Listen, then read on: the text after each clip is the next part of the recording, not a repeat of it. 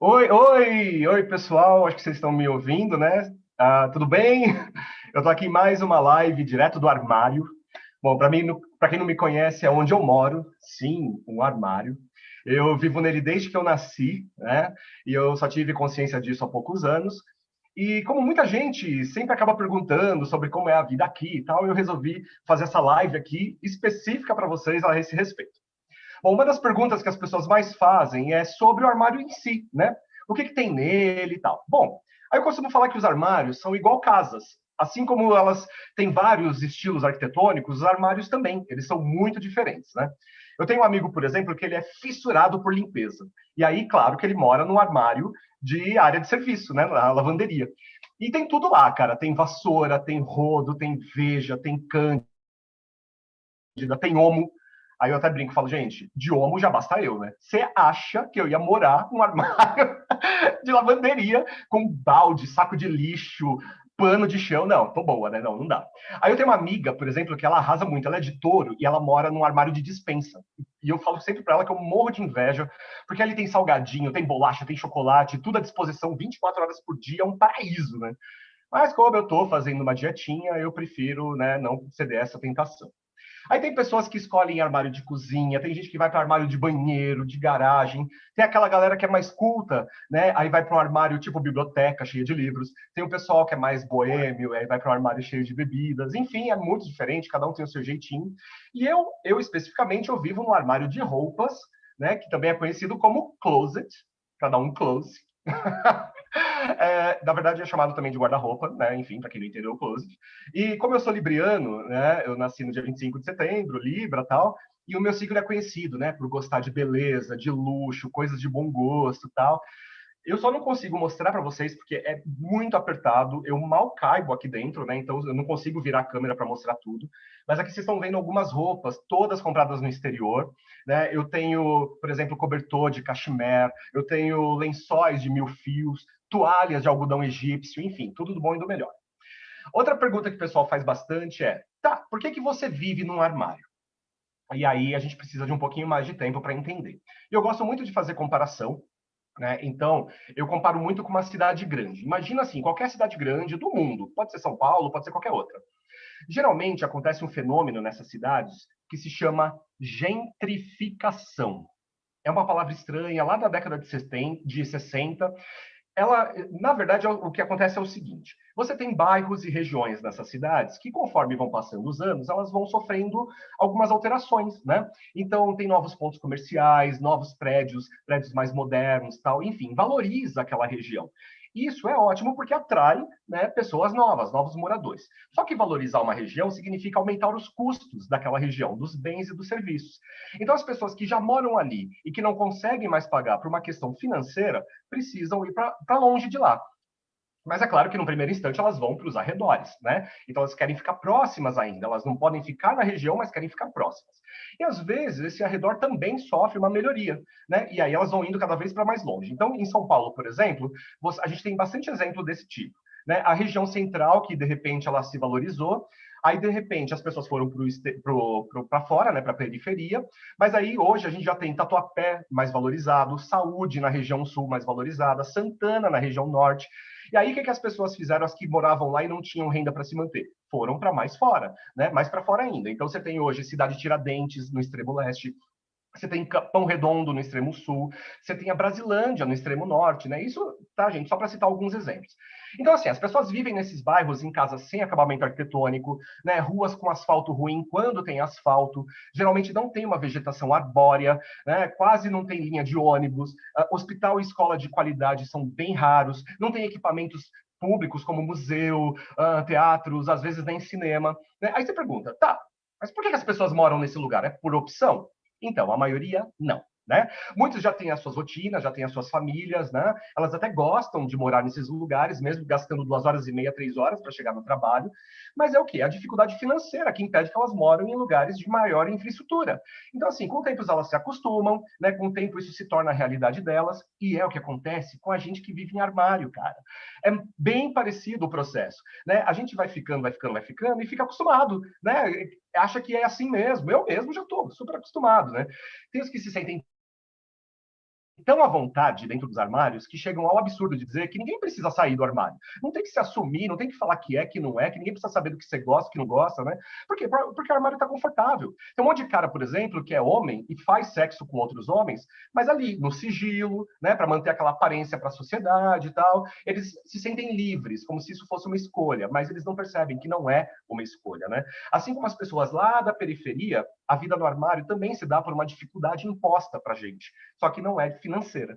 Né? Uma outra vez fizeram uma comparação também muito interessante, que é assim, a pessoa que vive no armário poderia ser comparada com uma pessoa num presídio. Porque ambos estão presos. Mas tem um pequeno detalhe, né? Que quem está num presídio, num primeiro instante, cometeu um crime. Né?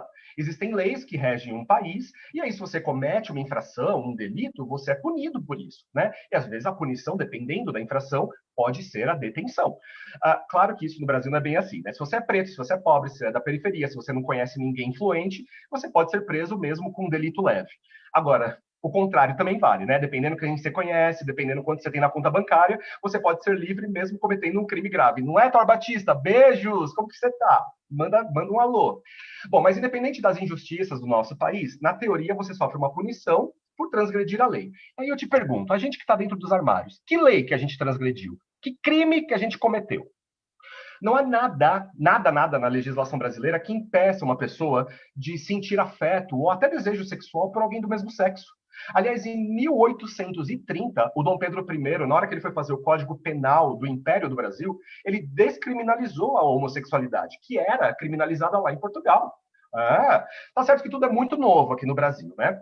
Em 1985, que o Conselho Federal de Medicina tirou a palavra homossexualismo da lista de transtornos mentais. Só em 2010 que o STJ reconheceu que casais formados por homossexuais poderiam adotar um filho. Só em 2011 o STF também reconheceu união estável entre casais homoafetivos. Só em 2018 que as pessoas trans puderam alterar seus nomes nos cartórios. E só em 2019 que o STF criminalizou a LGBTfobia, ou a homofobia, como era conhecida antes. Tá, então por que a gente vive nos armários se não é crime e não é doença? O motivo está aí, né? Homofobia, ou o nome mais atual, para representar todos, LGBTfobia. O que é isso? Bom, são aquelas atitudes e sentimentos negativos, discriminatórios e preconceituosos contra as pessoas por causa da sexualidade delas e por causa do gênero delas. Né? E ela é responsável por muitas mortes e muitos crimes ainda hoje. A cada 19 horas, uma pessoa LGBT é morta no nosso país. A cada 26 horas, uma pessoa trans, cuja expectativa de vida é de apenas 35 anos, é assassinada no país. No ano passado, 237 mortes aconteceram por causa da violência contra LGBTQIA+. 13 dessas mortes foram por suicídios. E, pasmem, 2 dessas mortes foram de heterossexuais confundidos com gays. E quantos outros crimes, não é, que a gente não fica sabendo? E são muitas as causas da LGBTfobia. Ela pode ser uma coisa que vem do próprio Estado, né? Patrocinada pelo Estado através das suas leis. No Brasil, a gente não tem isso, embora a gente tenha um representante lá em cima que não precisa nem ter lei para ele, né, criminalizar. De quem será que eu estou falando? Bom, enfim. Ela pode ser interiorizada quando a pessoa não aceita a própria condição, e aí, nisso, ela cria um sentimento negativo contra si mesmo e automaticamente contra os outros. Ela pode ser cultural, ela pode ser social, quando você, por exemplo, vai para um ambiente que é um estereótipo de macho, que é futebol, rugby, coisas assim, e ela pode ser institucionalizada por religiões.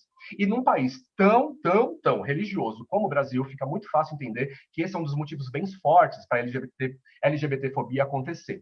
Né? Uma pesquisa da Datafolha de 2010 informou o seguinte: 81% das pessoas que foram pesquisadas responderam que se identificam, se declaram como cristãs, sendo 50% católicos e 31% evangélicos. 10% disse que não tem religião, 3% se disse espírita, 2% de Umbanda, Candomblé e outras religiões afro-brasileiras, 1% de ateus, 0,3% de judeus e 2% de outras religiões, que aí cabe budismo, hinduísmo, islamismo, Wicca e tantas outras. Bom, essa maioria que é cristã tem como balizamento da própria vida um livro muito famoso, mais vendido do mundo inteiro, com bilhões de cópias vendidas, que é a Bíblia Sagrada.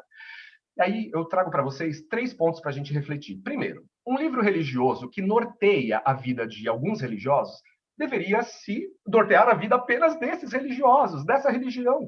Né? Ela não pode ser como a Constituição, que abrange a todos. É um primeiro ponto, por mais certo que ele seja. Segundo ponto, a Bíblia tem várias regras com punições muito pesadas, muito mesmo. Algumas dizendo assim, ó, não vai para o céu. Só que o que é muito curioso, eu não sei se vocês já notaram isso, mas eu noto direto que quem usa a Bíblia para condenar os outros, não usa a Bíblia para si próprio, né? Já notaram isso? É muito incrível, que a pessoa, para ela, a Bíblia não funciona, só funciona para ela xingar os outros. E o terceiro ponto também, muito importante da gente lembrar, é que a Bíblia é um livro que vem de vários idiomas, alguns muito antigos, que nem existem mais, né? E aí, quem garante que a tradução está correta? Quem garante que aquela interpretação não foi equivocada, né? Há uma passagem lá na primeira epístola do apóstolo São Paulo aos Coríntios que diz mais ou menos assim, gerando uma controvérsia entre religiosos e teólogos. Nem os impuros, nem os idólatras, nem os adúlteros, nem os bêbados, nem os malacói herdarão o reino dos céus. Essa palavra, malakoi, é um termo grego que já teve várias traduções. Uma delas foi pervertidos, também já foi traduzido como depravado, e aí, gente, pode ser qualquer coisa, pode ser hétero, pode ser gay, né? Pode ser qualquer coisa. Já foi traduzido como efeminados, como meninos prostitutos, e as versões mais modernas estão traduzindo como homossexuais, e tem uma bem moderna que está traduzindo como homossexuais passivos e ativos. Aí eu falo, gente, eu sou versátil, então eu vou para o céu?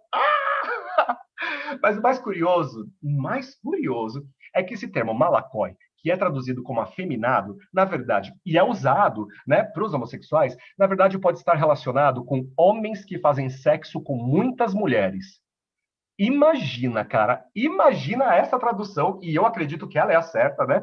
Todos os gays maravilhosos no céu, com a Cher, a Madonna, a Lady Gaga, e os héteros comedores de buceta, tudo lá no inferno. Tudo queimando no inferno, eu vou adorar, a gente vai arrasar. Bom, mas a gente precisa, na verdade, ressaltar o seguinte: o problema, na verdade, não é bem a Bíblia, não é? Na verdade, até onde eu me lembro, a Bíblia fala em amor, fala em perdão, fala em não julgar para não ser julgado, fala em salvamento individual, né? E graças a Deus tem um monte de gente que usa a Bíblia seguindo esses preceitos. Mas tem aquela meia dúzia que, para justificar os seus ódios, usam a Bíblia. E eu não sei, gente, é muito incoerente, mas enfim.